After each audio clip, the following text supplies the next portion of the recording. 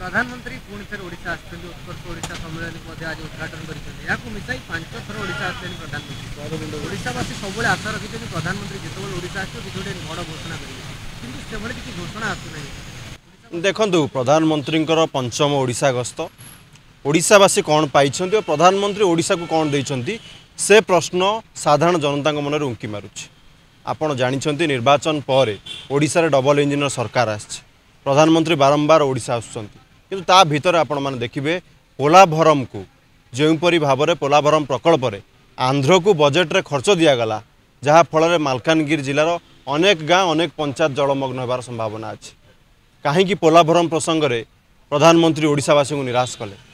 महानदी प्रसंग आज महानदी सुखिला कहीं महानदी जल ओडिशार चाषी कहीं पाई पारुना चाषी कूल को निराश कहीं प्रधानमंत्री कले। और तृतीय प्रसंग उत्कर्ष ओडिशा को लेकर प्रधानमंत्री आसिछंती ओडिशा को गोटे विश्व स्तर में परिगणित करने उत्कर्ष ओडिशा आयोजन करा जाउछि। ओडिशावासी सामने प्रश्न उठुछि ओडिशार युवकर स्वर कौन हो पार। ओडिशा युवकर भाग्य भविष्य आंध्रर इटाभाटी और सुरटर सूताकल भितर सीमित हो जाइछि। आमे प्रश्न करने चाहूँ 2 लाख सरकारी पद विपूरण केबे हम प्रधानमंत्री यार जवाब देवे कि 15 लाख रु अधिक शिक्षित बेरोजगार युवक युवती माने पंजीकरण करी चाकरी अपेक्षा अच्छी से निजुक्ति केबे मिलिबो। मेक इन ओडिशार प्रथम संस्करण होइछि, द्वितीय संस्करण होइछि, तृतीय संस्करण मध्य गत सरकार समय रहीतिला।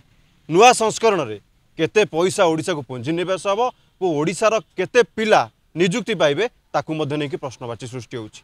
तेणु प्रधानमंत्री केवल स्वप्न देखांती मिछ कहती और ओडिशा को लेकर जो मिथ्या प्रतिश्रुति दौले से प्रतिश्रुति पालन करने केबे प्रधानमंत्री कहे तार उत्तर प्रधानमंत्री दिंतु।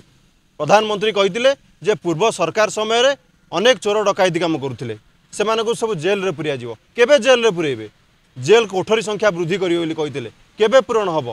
चिटफंड टंका फेरिया कथा कहते केबे चिटफंड टंका फेरिबो।